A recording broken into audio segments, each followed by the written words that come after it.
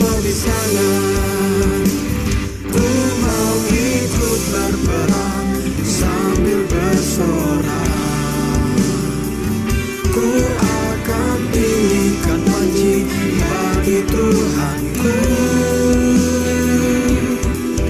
Tuhan siapkan aku, mari kita berkata, kerajaanmu datang, kehendakmu jadi. Ku mau di sana, ku mau di sana, ku mau di sana, waktu trompet bunyi. Ku mau di sana, waktu musuh jatuh. Ku mau di sana, waktu Tuhan datang. Ku mau di sana, musuh dikalahkan. Ku mau di sana, ku mau di sana, ku mau di sana, ku mau di sana.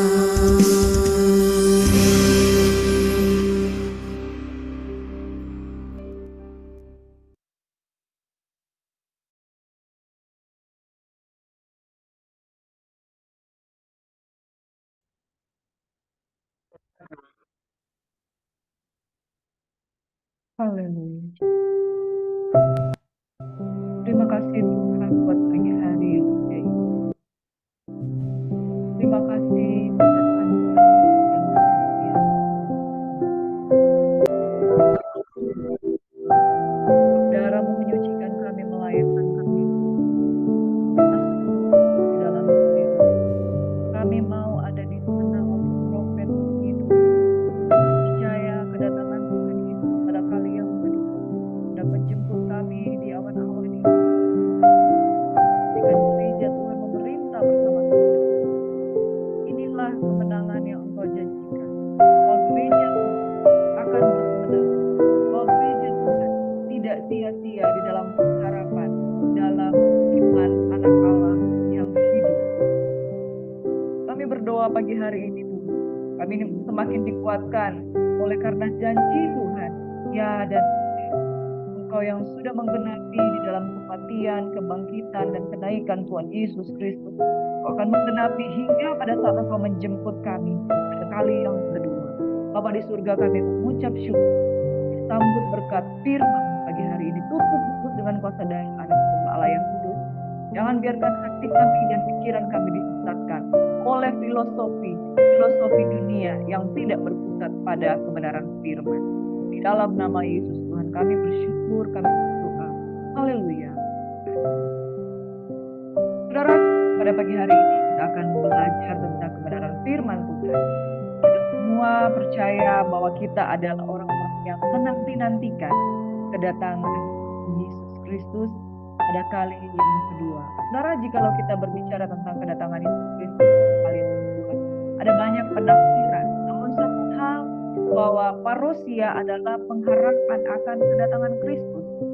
Pengharapan akan kedatangan Kristus. Dan tidak bisa tidak. Ya dan amin bahwa Yesus pasti datang segera. Parousia dengan bahasa yang diambil dari bahasa Yunani, saudara yang diberkati, bahwa itu merupakan pengharapan orang percaya. Pengharapan orang percaya bukan sekedar Tuhan datang untuk menebus dosa kita, tetapi dia akan turun dari surga, membangkitkan semua umatnya yang telah mati dan mengangkat semua umatnya yang hidup sama-sama bertemu dengan dia di udara. Kemudian dia akan datang kembali bersama orang kudusnya untuk mendirikan kerajaan milenial, kerajaan 1000 tahun. Saudara, janji kedatangan Yesus kembali merupakan harapan Kristen yang penuh kebahagiaan. Jadi pengharapan kita berpusat pada kedatangan Yesus Kristus. Sebab kedatangan Tuhan yang pertama adalah dia sudah datang sebagai manusia. Katakan 100% manusia, 100% Allah, dan karya Kristus sudah dimulai pada kedatangan yang pertama. Dan kedatangannya kembali yang kedua merupakan penyempurnaan janji Tuhan dalam kehidupan kita. Itu sebabnya keselamatan yang kita percayai sudah berhenti sampai pada menerima Yesus sebagai Tuhan dan Juru Selamat. Tetapi pengharapan kita sampai menantikan kedatangan Tuhan pada kali yang kedua. Saudara yang diberkati oleh Tuhan Yesus Kristus, pelajaran ini berbicara tentang akhir zaman, eskatologi, di mana bahwa sejarah gereja ajaran ini tidak merupakan, di mana eskatologi merupakan pusat pemikiran orang percaya. Saya katakan, belajar tentang baptisan, kita belajar tentang Yesus sebagai Tuhan, kita sudah belajar tentang Yesus yang sudah mati, Yesus yang sudah bangkit, kita belajar tentang Roh Kudus, kita juga mau belajar tentang akhir zaman, bagaimana parousia, kedatangan Tuhan pada kali yang kedua itu, ya dan amin, dan pasti akan terjadi. Karena janji kedatangan Tuhan ini berbicara soal pengharapan yang paling utama di dalam kehidupan kita, pengharapan yang berpusat kepada janji Tuhan bahwa itu pasti terjadi. Saudara yang diberkati oleh Tuhan Yesus Kristus, kedatangan Kristus, parousia, dan juga pengangkatan, rapture, di mana gereja akan hidup bersama dengan Kristus dalam kemuliaan kekal yang ada di surga. Jadi saudara yang diberkati oleh Tuhan Yesus Kristus, kita harus percaya bahwa hari Tuhan yang akan datang bukanlah harapan akhir. Harapan akan penghakiman dan pemberian mahkota kehidupan. Dan kita percaya. Jadi saudara, tidak orang yang menantikan Tuhan, sebab bagi mereka yang tak akan mendapat mahkota. Kita yang sudah siap, inilah puncak. Orang mati dan orang hidup akan dihakimi apa yang berkenan. Saudara yang diberkati oleh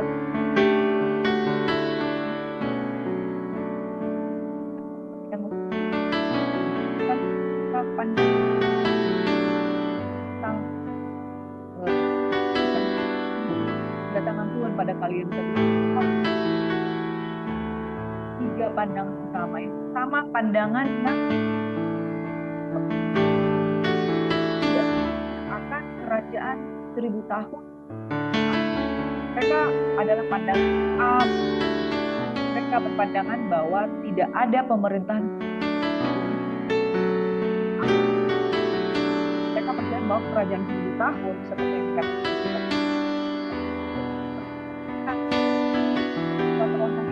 bersifat rohani, imajiner, it happening. Pandangan milenium percaya bahwa kerajaan 1000 tahun hadir melalui firman Roh. Jadi penafsiran yang mereka percaya tentang Tuhan Yesus itu secara simbolis dan rohani berdasarkan ayat firman. Jadi yang pertama pandangan tentang kedatangan Tuhan, pandangan tentang milenium atau tidak mempercayai. Dua pandangan post, pandangan post setelah kerajaan 1000 tahun. Jadi pandangan ini ada pengharapan bahwa Yesus akan datang ke bumi setelah dunia dipisah dalam kebenaran dan kedamaian. Akibat dari pandangan ini hanya sekedar simbolis dan spiritual. Jadi kerajaan 1000 tahun itu adalah simbol dari kedapan Allah di dunia, yaitu kerajaan Allah dan zaman gereja. Jadi perbedaan utama antara pemahaman ini dengan premilenium yaitu milenium ini keluar pandangan bahwa Kristus akan datang dan memerintah 1000 tahun.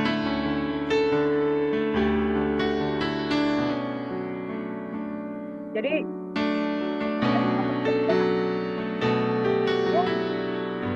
secara simbolis dan spiritual kita tidak percaya bahwa Kristus akan memerintah kerajaan kita. Mereka percaya bahwa gereja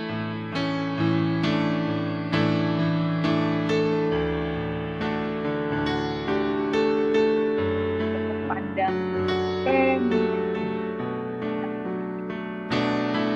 yang dipercayai oleh gereja Pentekosta, gereja Karismatik tentang pemahaman bahwa akan ada kerajaan 1000 tahun dan ada akan datang setelah ia memerintah dalam 1000 tahun. Jadi Tuhan akan datang sebelum kerajaan 1000 tahun. Jadi kerajaan 1000 tahun Tuhan memerintah. Sebelum kerajaan 1000 tahun datang, sebelum kerajaan 1000 tahun Penafsiran ini berdasarkan sejarah kronologi dalam ayat-ayat Alkitab firman Tuhan. Ini mau Alkitab salah dalam dari premilenium ini juga dua pemahaman yang pertama, premilenium historis, yang menganggap bahwa kalau Tuhan Yesus datang pada kali yang kedua itu hanya satu kali, peristiwa tunggal dengan pengangkatan.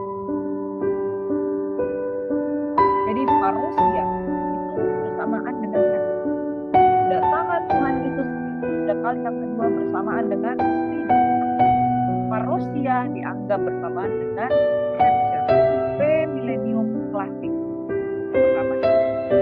Premilenium yang kedua dianggap ada premilenium dispensasional. Premilenium dispensasional.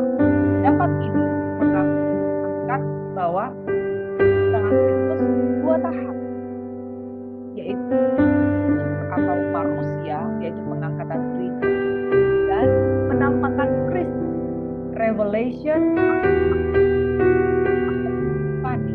itu Yesus nampak dan menginjakkan kaki di atas muka bumi. Nah, tahap ini dianggap menjadi dua tahap. Itu dibutakan oleh 7 tahun masa kebesaran yang ada di waktu. Saudaraku yang diberkati oleh Tuhan Yesus Kristus, pandangan tentang pre-dispensasional ini dianggap oleh gereja Pantekosta, mereka yang saling mempercayai tentang besar dan tribulasi. Karena ada alasan, beberapa alasan pokok dari gereja Pantekosta, beberapa gereja ini menganggap bahwa dan parousia dan rapture yang kedua di mana revelation. Nah, di mana alasan-alasannya karena buatan kedatangan Tuhan yang kedua ada janji Allah kepada Israel. Pada pagi hari ini saya ada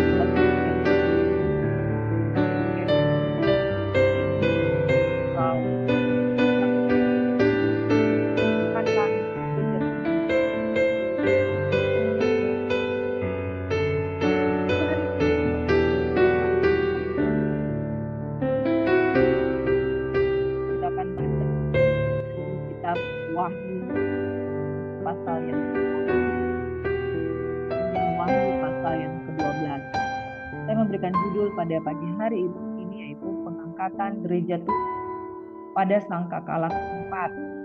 Jadi saudaraku yang diberkati oleh Tuhan Yesus Kristus, 2 hari lalu kita sudah belajar tentang ucapan Yesus kepada 7 jemaat, kemudian ada 7 materai yang dibukakan di Wahyu 2. Ada 7 sangkakala.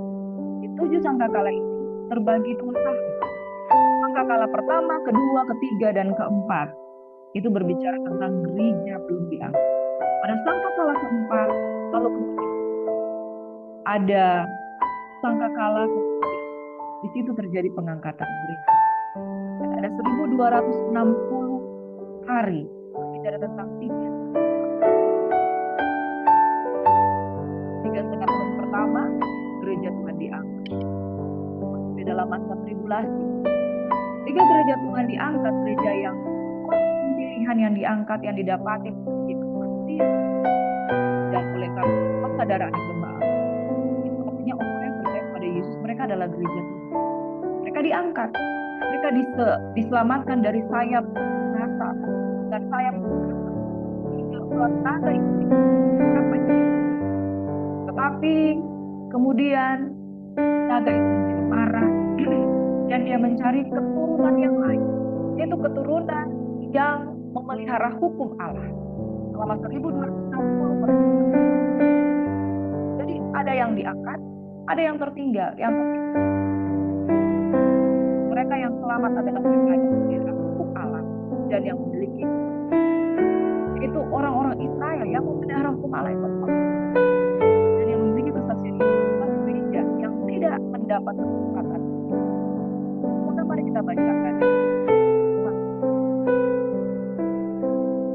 Jadi pengharapan orang percaya itu manusia, dan di sana terjadi pengangkatan. Bagi yang percaya pada premillennium dispensasional, kita percaya bahwa dalam masa tribulasi kedatangan Tuhan terjadi dalam 2 tahap.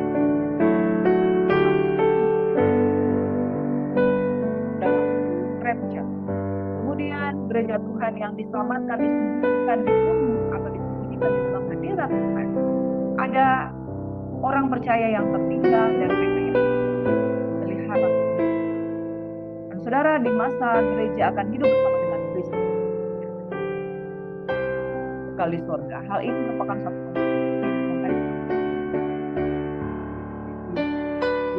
sampaikan tadi ada 2 paham premillennium, yaitu paham yang mempercayai tentang pada 1000 tahun damai, ada pengangkatan atau kedatangan Tuhan. Dan masa tribulasi itu terjadi. Premillennium klasik terdapat bahwa Yesus datang 2 kali. Yang kedua kali merupakan Kristus. Surat premillennium dispensasional berpendapat bahwa kedatangan Kristus kembali terjadi dalam tahap, yaitu rapture dan penempatan Kristus sebagai apokalips dan epifani atau saudara, di dalam Wahyu yang ke-8 ada materai yang ke-7 yang dibuka. Waktu materai yang ke-7 dibuka, ada malaikat yang pergi ke dekat mezbah dengan pedupaan emas, dan kepadanya diberikan banyak kemenyan, dipersembahkan bersama dengan doa semua orang kudus di atas mezbah emas di hadapan tahta. Jadi saudara, penggenapan bisa disebabkan oleh anak domba Allah. Nah, materai ke-7 itu bisa dibukakan bersama dengan menempatkan berdoa berdoa karena kali akan bangkit gereja-gereja Tuhan yang berdoa supaya Tuhan tetapi jangan, makanya gereja Tuhan jangan berhenti berdoa. Kalau kita doa orang benar harum dan damai, kita pergi dekat mezbah dengan semua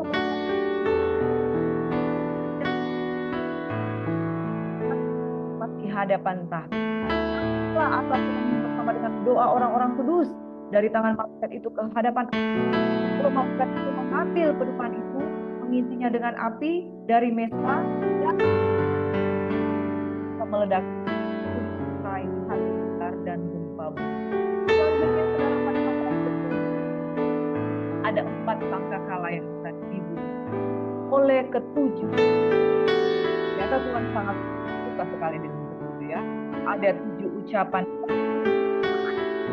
ada meterai, 7 meterai, ada 7 malaikat yang menuju 7 sangkakala secara dan 7 tahun tribulasi, 3,5 tahun pertama dan 3,5 tahun kedua. Saudara, Tuhan sangat angka perannya bersaksi dan 7 malaikat ini dia pegang sangkakala. Udah get ready, perhatikanlah di masa di mana. Apakah 7 sangkakala ini sudah berbunyi untuk menyelesaikan rencana Tuhan? Malaikat yang pertama, ketika ketiup sangkakala terjadi hujan es. Ada banyak fenomena alam yang aneh, di mana terjadi hujan salju dan hujan angin. Tapi di daerah-daerah tertentu, bahkan di daerah-daerah yang tropis, tidak pernah sekali ada terjadi api bercampur darah dan itu dilemparkan ke bumi, maka kebakaran sepertiga bumi, sepertiga fenomena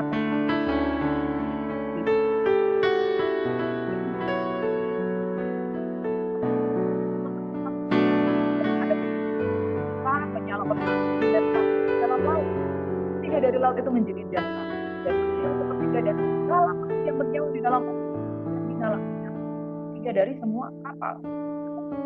Hal ini bisa juga dikatakan tsunami itu terjadi seperti gunung besar yang menyala oleh api. Karena kita tahu bahwa di bumi, patahan di bumi ada pergerakan gunung api yang ada di bawah laut. Saudara, siapakah yang menggoncangkan gunung api? Langit dan saudara tahu dari mana? Kita hanya bisa membaca fenomena. Kita hanya bisa patahan lempengan bumi. Dan kita tahu bagaimana patahan lempengan bumi itu terjadi.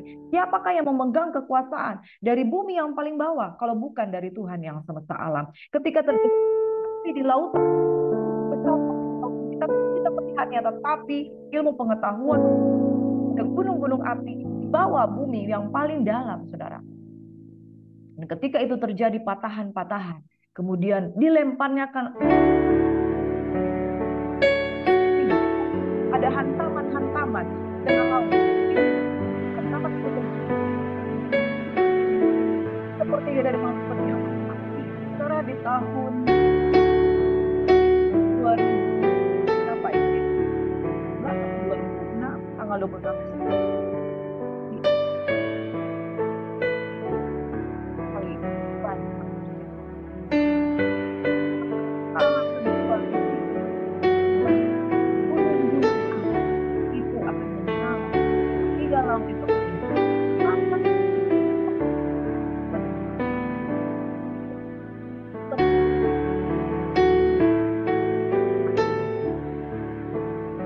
yang ketiga meniup sangkakala dan jatuh dari langit kedua itu menyala seperti obor menimpa seperti kiri dan mata air nama bintang dia dari semua air menjadi api sebab sudah menjadi pasti. Secara bintang yang jatuh bukan baru sekarang, secara bintang jatuh hati bawah ini ada bintang api dan bintang itu membawa pahit, saudara, baik secara fisik maupun secara rohani kepahitan itu menghantam begitu.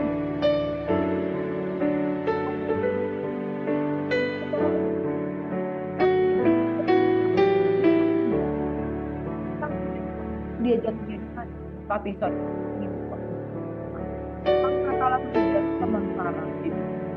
Malaikat yang keempat meniup sangkakala itu bersekolah sepertiga dari matahari dan sepertiga dari bulan dan sepertiga dari bintang sehingga sepertiga daripada yang terjadi. Sepertiga dari bintang. Lalu aku melihat, aku mendengar seekor burung nasar terbang ke tengah langit dan berkata dengan suara nyaring, celaka, celaka kita yang diam di atas bumi, karena bumi sangkakala ketiga malaikat lainnya yang masih akan menutup sangkakala. Saudara, ada perkataan hai burung nasar bicara tentang ini kerajaan gereja orang percaya. Kalau dia memiliki Roh Kudus, dia akan bisa terhadap sangkakala 4 tahun. Dan saya burung nasar berbicara tentang kuasa Roh Kudus, akan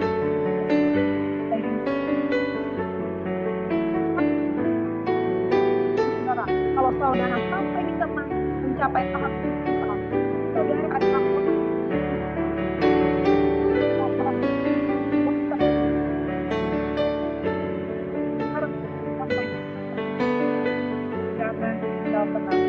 datang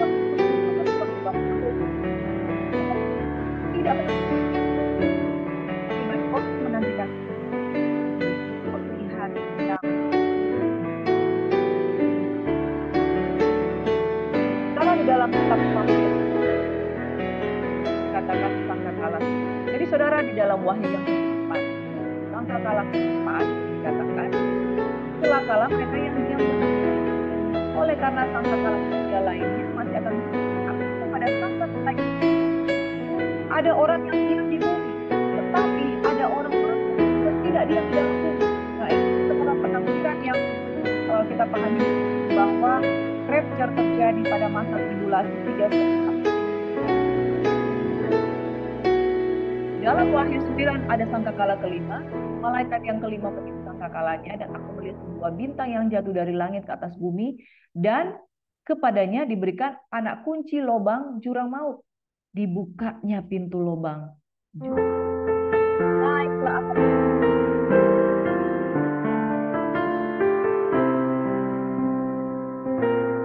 sangkakala keempat, katakan berbahagialah orang yang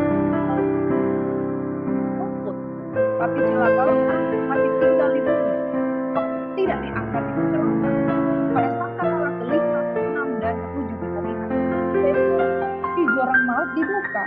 Maka ketika kunci jurang maut dibuka, iblis dan malaikat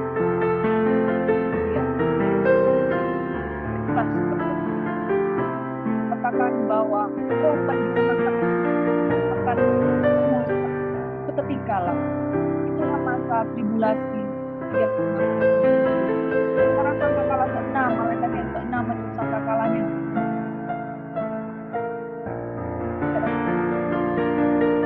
malaikat yang keenam masuk dekat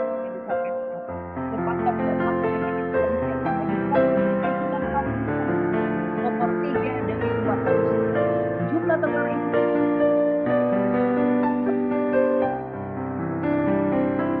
malah betapa ini tidak ada keluar dari orang. Jangan sampai tidak termasuk di dalam kesusahan dan keluar dari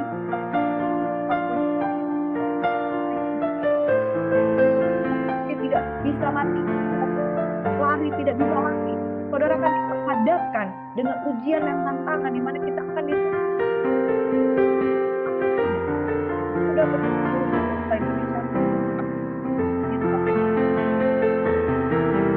abaikanlah apa yang dikatakan oleh Tuhan dan janganlah engkau oleh karena berdiri di atas tahta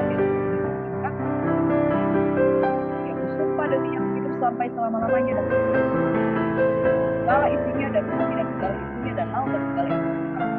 Tidak akan ada penundaan. Waktu bunyi sangkakala dari malaikat itu apabila ia meniup sangkakalanya, maka putuskan rahasia.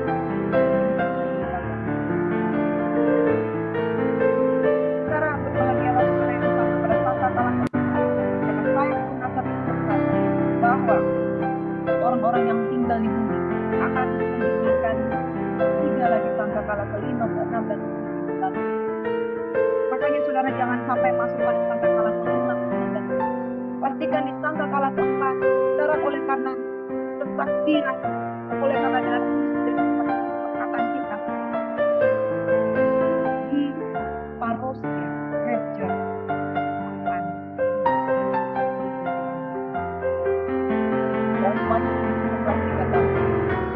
semua saksi Allah diberikan kepadaku sebatang suruh sebagai tombak sepanjang. Bangun dan pula bait suci Allah dan pesta dan mereka kecualikan pelataran bait suci yang di sebelah Tuhan. Janganlah engkau mengukurnya, karena ia telah diberikan kepada bang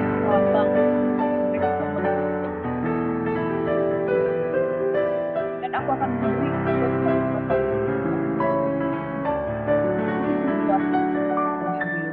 saudara 1261 itu 3,5 tahun tribulasi. Sistem pelataran itu tidak diukur. Kecualikan pelataran bait suci yang di sebelah luar. Jangan engkau bagian dalam itu orang-orang yang masih bahkan ruang orang-orang yang terpelihara karena punya hubungan pribadi dengan Tuhan, yang dipisahkan, yang dikuduskan, yang memiliki kesaksian di dalam diri, yang ditebus oleh darah. Tidak sekedar Kristen ece-ece, saudara. Kekristenan halaman tidak akan masuk di dalam pengangkatan pada sangkakala yang keempat. Kekristenan pelataran tidak diukur. Saudara, kalau hanya saya itu dalam karena pelataran itu di luar ruang jadi bagian pada ruang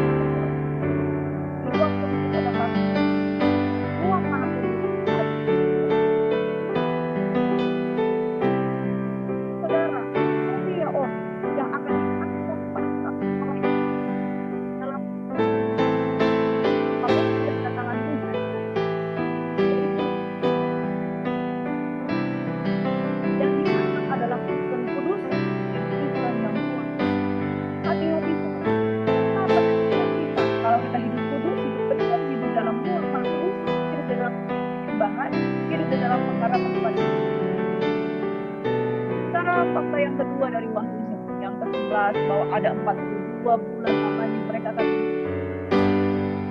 dan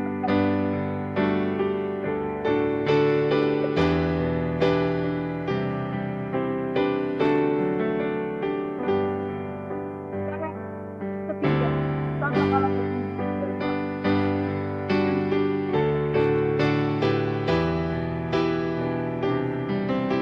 Suara nyaring di dalam sorga kata nyaring tahan akan nyaring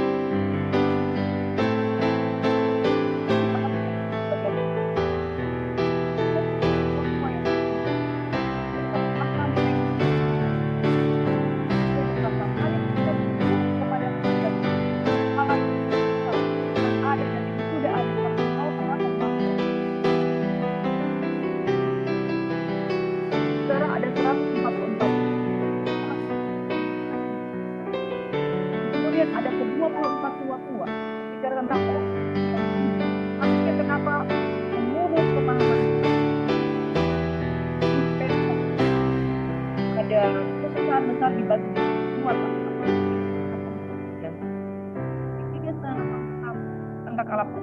sangkakala keempat. Pada sangkakala keempat ada orang-orang yang rapture, diangkat.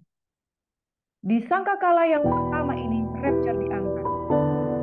Kemudian di masa kesusahan besar ada orang-orang pilihan, bangsa pilihan orang Israel yang percaya dan kita yang tinggal termasuk 24 penduduk di hadapan Allah di atas tata mereka menyembah Allah dan mengucap syukur kepada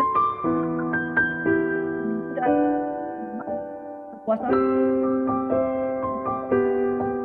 Kemudian ketika mereka menyadari bahwa gereja Tuhan yang mereka angkat, orang-orang itu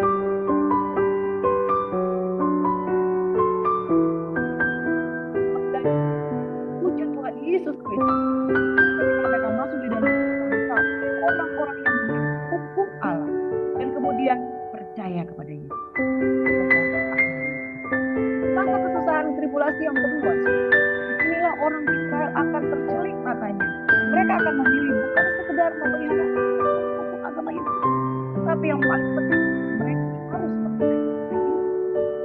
Disinilah puncak dari kesusahan besar adalah untuk mencari Tuhan, tinggal di dalam iman.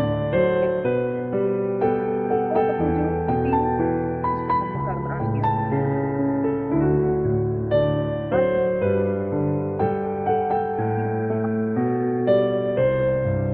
Setelah dikatakan di dalam Wahyu yang ke-12, ini kemudian menggambarkan kronologi dari masa. Tampaklah di langit orang perempuan berselubungkan matahari dan bulan di bawah kakinya dan sebuah mahkota dan 12 bintangnya. Dan dalam keluhan dan penderitaan yang dilahirkan ia berteriak kesakitan. Tampaklah suatu tanda yang lain di langit dan tanah. Bertanduk 10 dan di atas kepalanya ada 7. Ekornya menyeret sepertiga dari bintang-bintang di langit dan melipatkan. Naga itu berdiri yang hendak melahirkan untuk menelan anak. 100 melahirkan melahirkan seorang anak laki-laki yang akan menggembalakan semua bangsa dan negara. Tiba-tiba anaknya itu diperempat dan dibawa lari kepada dan pertemuan itu lari kepada mana telah disediakan suatu tempat baginya supaya ia dipelihara di perempuan ini berbicara tentang gereja yang melahirkan anak. Jadi saudara, anak ini berbicara soal gereja Tuhan yang lahir dari persekutuan dengan Allah. Gereja yang lahir dari persekutuan dengan Allah terus dirampas dan dibawa lari kepada Allah di tahtanya. Saudara, perempuan ini berbicara tentang gereja Tuhan yang indah, kemudian kembali kepada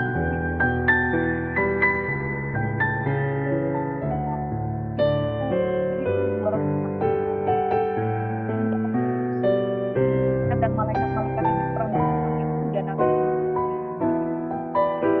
mereka tidak yang apa besar itu Tuhan yang disebut iblis atau setan yang menyesatkan bahwa sama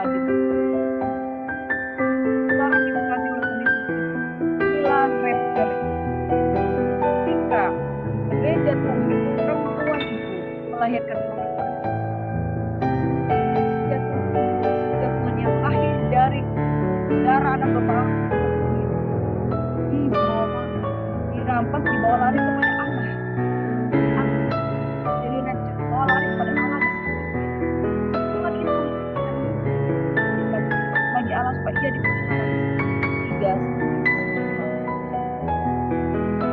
kaki aku telah mendengar suara yang nyaring di surga berkata, keselamatan dan kuasa dan pemerintahan Allah itu kuasanya yang diberatnya karena telah dilemparkannya para pejabat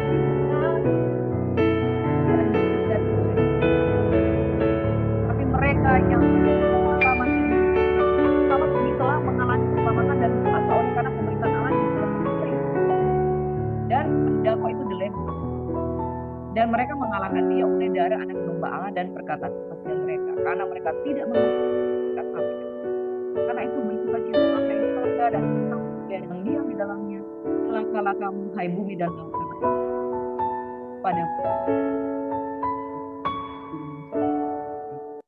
Dan ketika naga itu sadar bahwa ia telah dilemparkan di atas bumi, ia memburu perempuan yang melahirkan anak laki-laki itu. Dia memburu gereja Tuhan. Dan kepada perempuan itu diberikan kedua sayap dari burung nasar yang besar supaya ia terbang di tempatnya di padang gurun di mana ia dipelihara jauh dari tempat ular itu selama 1 masa, 2 masa, dan setengah masa. Atau 3 tahun. Lalu ular itu dari mulutnya air sebesar sungai. Ibu datang menolong perempuan itu. Buka mulutnya dan maka marahlah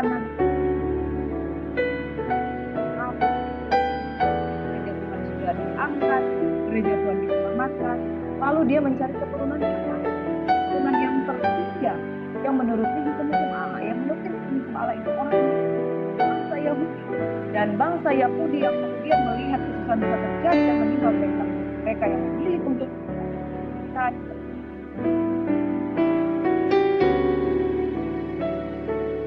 di dalam hukum mereka. Saudara diberkati. Dari sini kita lihat dalam pandangan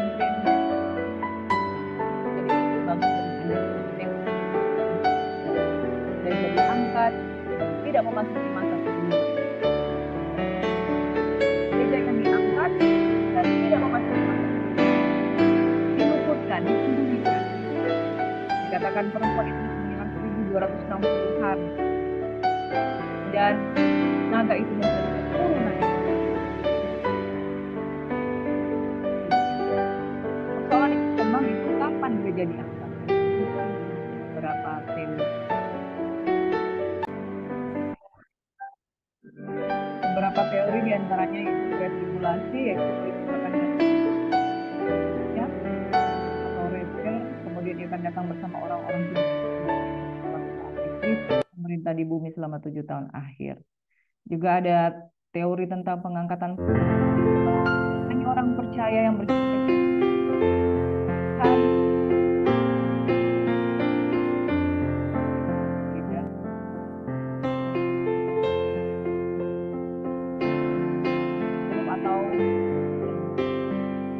ada pandangan distribulasi gereja akan diangkat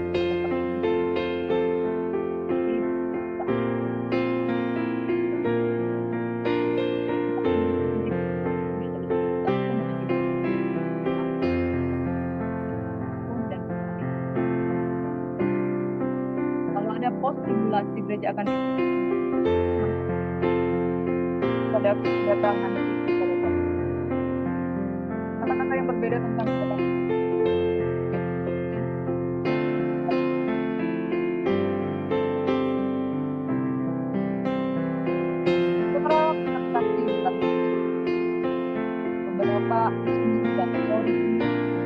Kita yang percaya, kita percaya tapi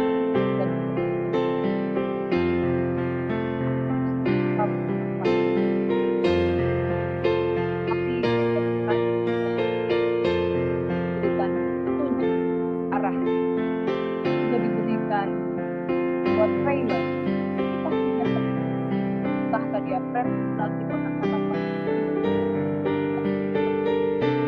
tentang dari firman yang kita bacakan ada 3 pertama dan saudara orang yang tahu kapan melihat dari firman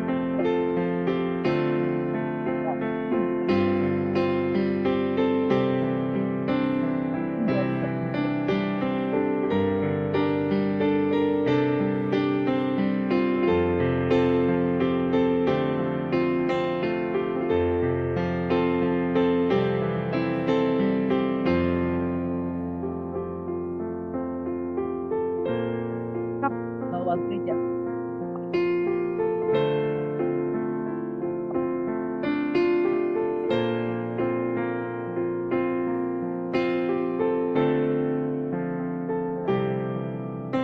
secara di tangga kala keempat gereja angka 26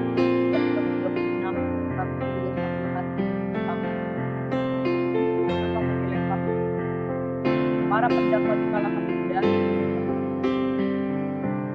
nama mereka yang termasuk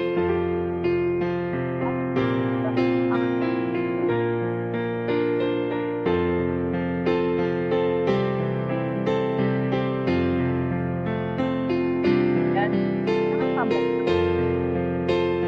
tugas kita dan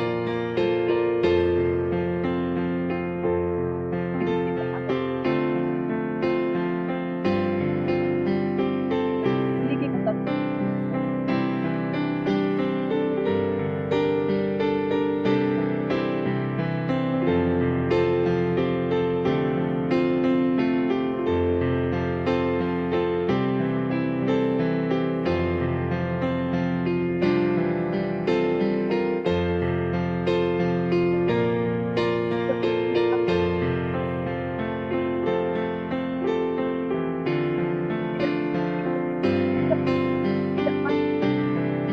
biarlah kami menjadi masuk dalam pertempuran dan dapat berkenan dalam keputusan yang daripada kita dan dikuduskan dalam dan semua bersama kami menjaga itu yang tidak dulu. Keselamatan kami terima di dalam nama Yesus. Kami menjadi rapture pendatang pada kami.